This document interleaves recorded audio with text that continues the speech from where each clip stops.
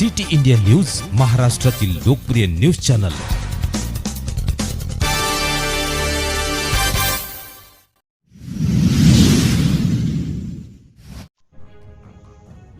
श्रीमती हिराबाई गोयंका कन्या विद्यालयाच्या अमृत महोत्सवी सोहळ्यानिमित्ताने भव्य शोभायात्रेचे आयोजन।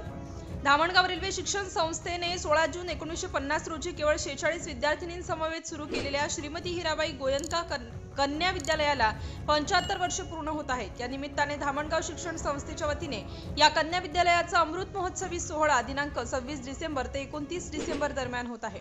आज या निमित्ताने भव्य शोभायात्रेचे आयोजन करण्यात आले। यामध्ये संस्थेच्या विद्यानिकेतन, CBSE स्कूल, तंत्रनिकेतन, आदर्श महाविद्यालय, सेफला हायस्कूल व कनिष्ठ महाविद्यालय, श्रीमती हिराबाई गोयंका कन्या हायस्कूल यांनी सहभाग नोंदविला। या शोभायात्रेची सुरुवात श्रीमती हिराबाई गोयंका कन्या विद्यालयापासून सुरू झाली। शोभायात्रेमध्ये विविध देखावे, वृक्षदिंडी, पथनाट्य सादर करण्यात आले। शोभायात्रेचा समारोप शासकीय विश्रामगृह येथे पार पडला। समारोपीय कार्यक्रमामध्ये शोभायात्रेतील देखाव्यांचे कौतुक करून त्यांना बक्षीस क्रमांक जाहीर करण्यात आले।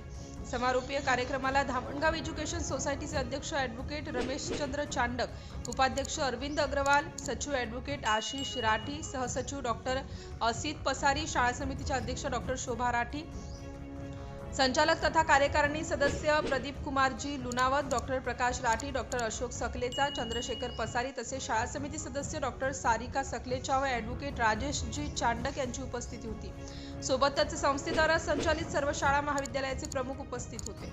संस्थेचे सहसचिव डॉक्टर असितजी पसारी यांनी शोभायात्रेतील सहभागी विद्यार्थ्यांचे कौतुक केले व भव्य शोभायात्रेच्या आयोजनाबाबत श्रीमती हिराबाई गोयंका कन्या विद्यालयाचे आभार मानले।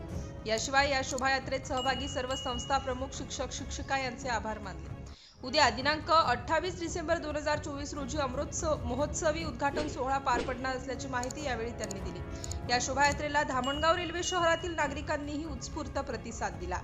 सिटी इंडिया न्यूज साठी धामणगाव रेल्वे तालुका प्रतिनिधी सचिन ठाकरे।